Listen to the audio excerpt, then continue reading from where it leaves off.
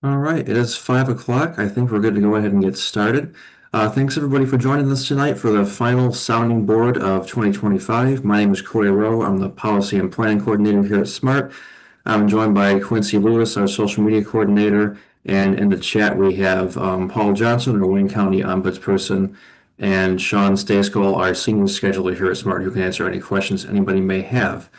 I'll go ahead and start us off with a short presentation. It shouldn't take more than about 10 minutes, and then we can jump into the public participation portion of tonight's meeting. So a couple quick reminders up front. I think most people are familiar at this point, but just a reminder, if you want to speak during public participation, use the raise hand feature or dial *9 for calling in by phone. You can also submit your questions to the chat and we'll review them as they come in. Once you do start to speak, just make sure you state your name, and if you're with an organization, state the organization you are with. And please note that we are recording this meeting and live streaming it to YouTube for better use by us for responding to the feedback that you have. All right, so up first, we do want to make everybody aware of the service change coming up on January 5th. First of all, thank you to everybody who came out to our public meetings last month regarding all the 2026 service changes. These are the first batch of changes that will be taking effect next year, starting on January 5th. Frequency on Fast Woodward and Gratiot will be increasing to every 20 minutes. On Woodward, it'll be every 20 minutes combined. Each branch will be coming every 40 minutes versus the hourly service we currently have now. And buses currently on Route 562 will be reassigned to the newly renumbered 561 to better increase that frequency. So that weekday peak hour only service on Gratiot will be discontinued. We're also going to be increasing frequency on 9 Mile to every 30 minutes, and we're going to be adding a southbound trip on the 305 that will leave at 11 o'clock. And an announcement also for January is that for riders of our Park and Ride routes, the 805, 830, and 851, we currently charge $2.50 base fare for these. That's going to be reduced down to the standard $2 fare. So if you're paying with Transit app or with a mobile DART pass, you'll no longer have to pay the premium surcharge in cash. You can just get on that bus just like any other bus in our system. And we do that just to simplify the rider experience for everybody. And now that we have the Transit app for mobile payment, it'll work the same on any route we have. If you currently have a physical Park and Ride pass or $82 monthly pass, we will want an opportunity to trade those in starting on the 29th. Just come down to the Bureau Building or the local Transit Center and swap it out for you for a pass that's valid in any of our fixed route service. And lastly, a quick update on our Adopt a Stop program. I'm currently the coordinator of this program. This program is a way for you to take part in keeping your local bus stop clean and looking nice, as just a way to show some community pride and give back to your local community. So we're gearing up for the winter here. We have a lot of snow on the ground. We have snow shovels and an ice melt ready for distribution. So if anybody is currently a member or is interested in becoming one and wants to get more with their equipment, just send us a message at adoptastop@smartbus.org, and we'll be sure to get you the equipment you need to keep your bus stop up and running. And if anybody has any questions on the program or what it entails, feel free to reach out to us as well. All right, and with that, I want to leave as much time as possible tonight for public comment and questions. I'll go ahead and open up the floor. Just be sure to raise your hand if you'd like to speak, and we'll call on you in the order you raise your hand.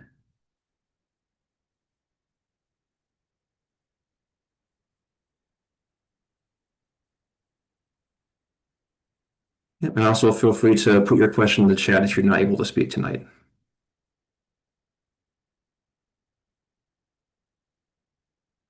All right, first up is Mary Jo. We'll give you the opportunity to unmute, and whenever you're ready, go ahead.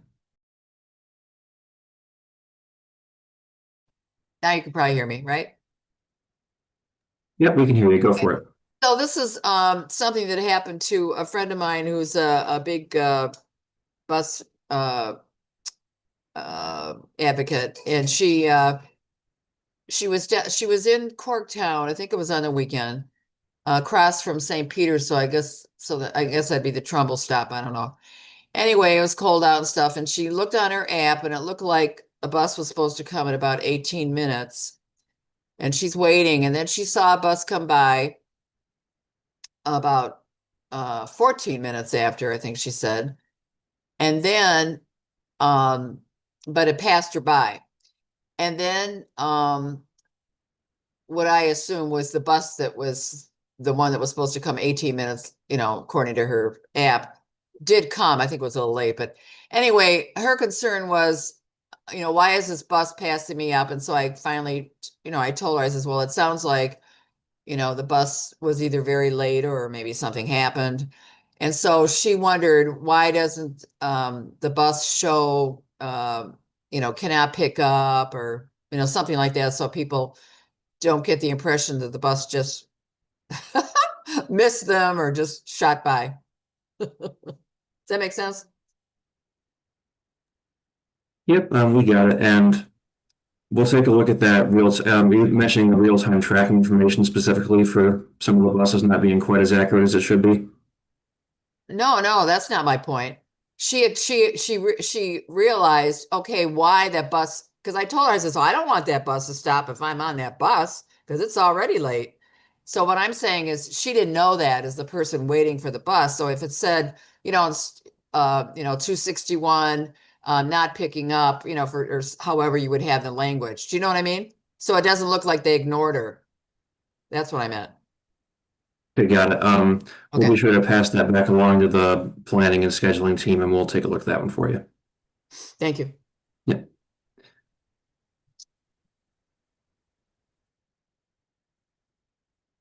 Alrighty, I don't see any hands raised at the moment, so if somebody would like to speak, just feel free to raise your hand and mention it. Oh, there we go. Lucas, you're up next, and go ahead. Thank you, Corey. How you doing tonight? Yep, doing well. Whenever you're ready, go for it. All right. Well, to start, just asking out of curiosity, what's the status of I think this was mentioned at the last board meeting, but I honestly don't remember. What's the status of staffing of mechanics, or are you still looking to hire a lot of them?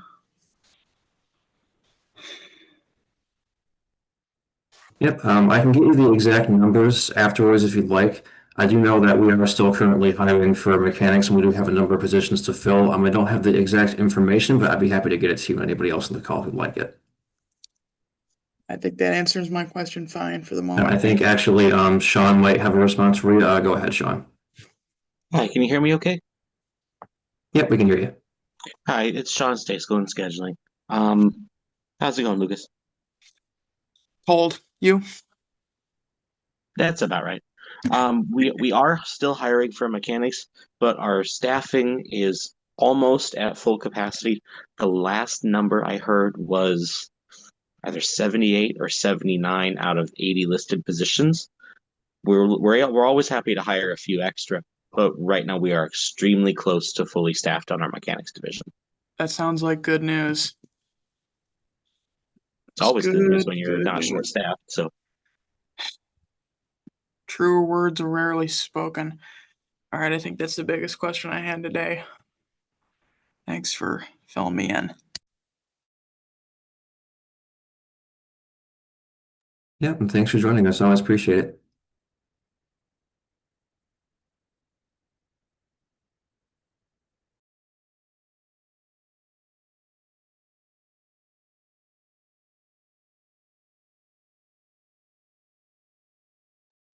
I don't see anybody else up for comment at this point. We will stay on until at least 5:15 in case anybody does come on to speak a little bit later.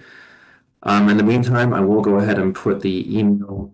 Quincy will put the email for the Adopt a Set program in the chat here. So that if anybody has any questions related to that, feel free to contact us, and then we will stay here. And if anybody has any questions, feel free to chime in.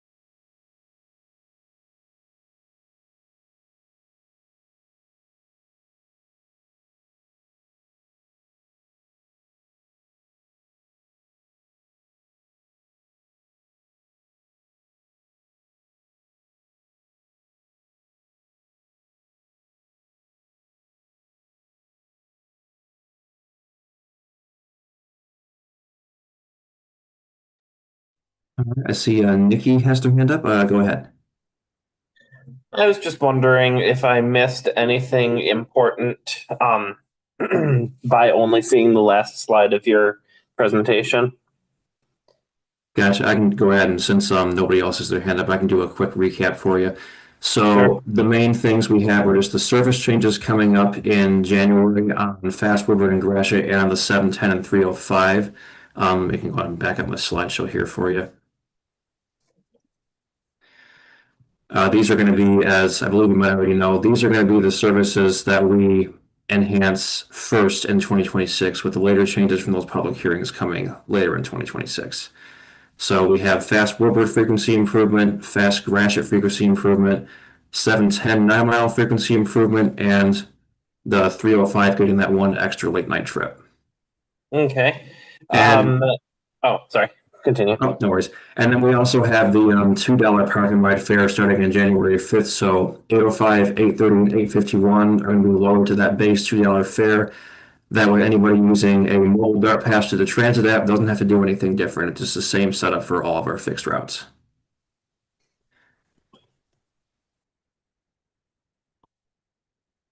And then lastly, we just had to update on the Adopt a Stop program. We're distributing our winter equipment, so winter shovels and ice melt.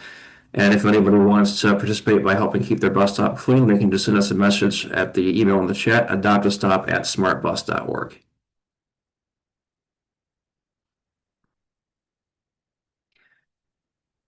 Yep, and that was it. I can answer any questions you had if you happen to have any. Are there any span improvements coming to the fast Woodward and Gratiot? Gotcha. So in January, we're mostly focused on frequency improvements. I do believe, and Sean might have the exact numbers in this, there are going to be a couple trips that run a little bit later into the evening on Woodward by, I think, about an hour, maybe an hour and a half. The frequency won't change, but that last trip of the evening was pushed slightly back. Sean, do you happen to have the exact specifics on that? I would have to look at it, but I believe you're correct. It'll run till about 11:30 p.m. or maybe midnight. I'll have to double check that. But if you want, I can let you know after this meeting. Yep, you know how to reach me. But you're not Yep. saying the same for Gratiot? So the last departure would still be sometime before 10:30? My boss was the one who actually did the schedule writing for the Gratiot line, the new 561. I'll have Right. to double check that for you as well, but I believe it was a modest improvement. What about changes to weekend service? Not at this time. Okay. I've mentioned before that it sucks that out of all Sunday routes, the fast Gratiot is the third to end.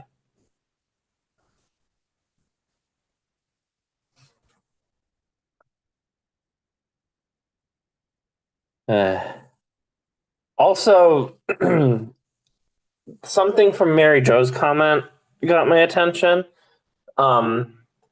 As some of you know, I'm currently in Chicagoland, and one thing they do if they have to run, I don't know if this applies only to their trains or if they apply it to buses too, but if a vehicle has to run nonstop for a bit, the destination sign is just changed to say express.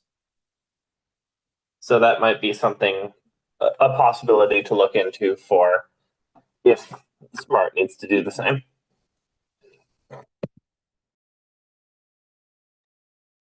Got it. Yep, that's noted. I will go ahead and pass it on to our scheduling team. We're always looking at the head signs of each run pick, and if there's any improvements we can make, we'll be sure to take a look at that.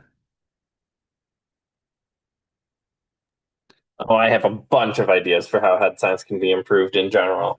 I'll probably get a list to you at some point. Yeah, you know how to reach me. Feel free. All right, I see Lucas's hand up really quick. I'm going to give anybody else who hasn't already spoken an opportunity to speak.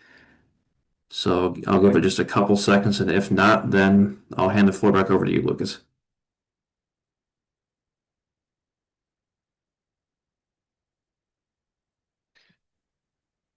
All right, seeing nobody else, Lucas, go for it. Grazie, thank you. Corey, could you flip back to the slide with the span improvements and the frequency improvements, please? Okay. So these frequency improvements are only on weekdays so far?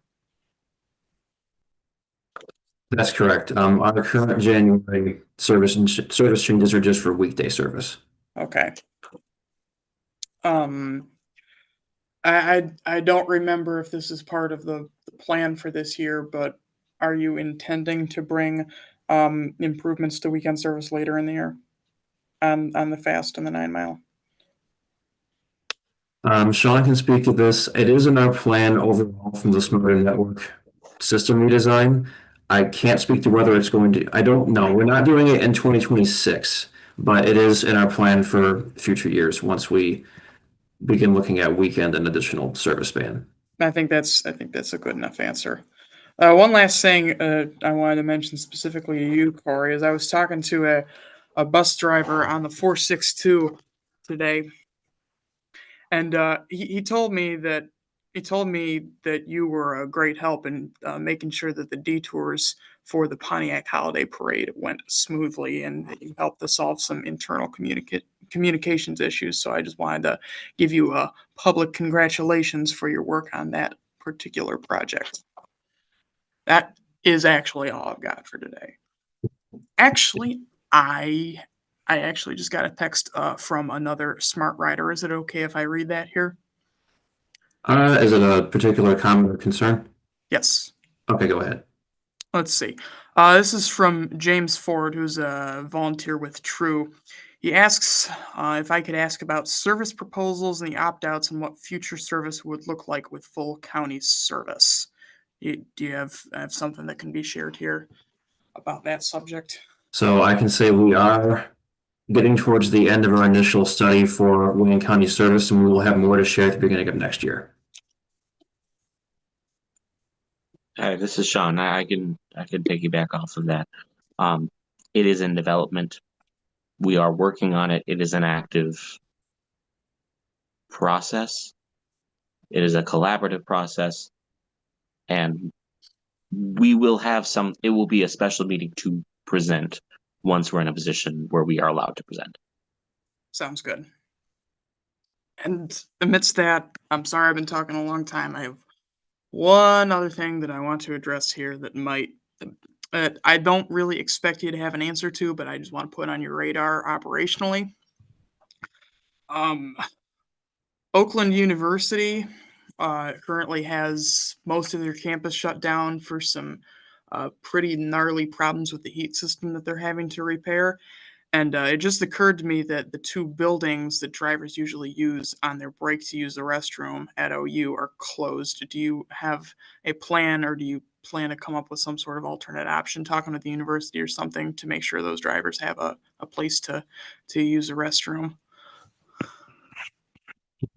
Communication with Oakland University as the situation develops there. Our scheduling team does have a direct line of contact with them, so it's a fluid situation, but we'll make sure we work something out. And the bus service will continue to operate regardless of the campus closure.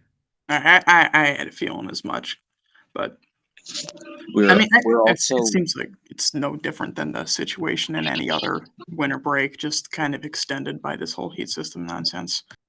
yeah, we're also in constant talks with representatives for the drivers, the Amalgamated Transit Union, or ATU, and if any issues arise to the point where they need to be addressed with the leadership of the college, we will be informed by their representatives at the union.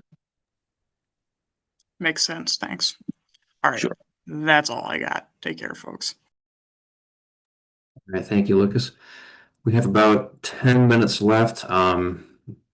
Again, I don't see anybody new requesting to speak, so Nikki, if you had a second comment, go ahead.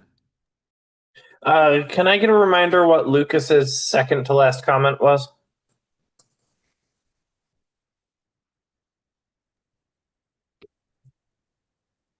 I guess, Lucas, if you want to jump back on real quick, were you mentioning the Oakland University situation? No, it was about status of planning for potential expanded service in Wayne County. That was a Right. question. Okay.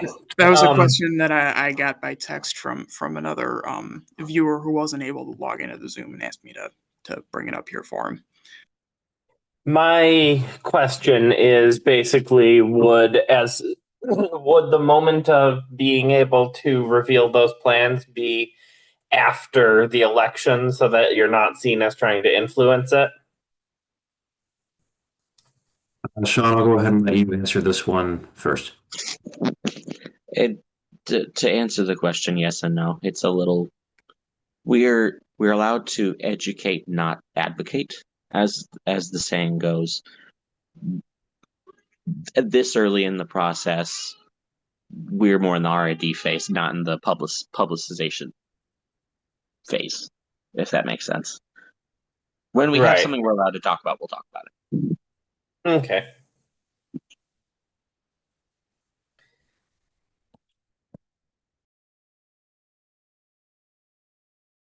All right, so I think I'll give it one more minute, but seeing no additional comments in the chat, I just want to thank everybody for coming out. I want to wish everybody a happy holiday season, given this is the last meeting of the year.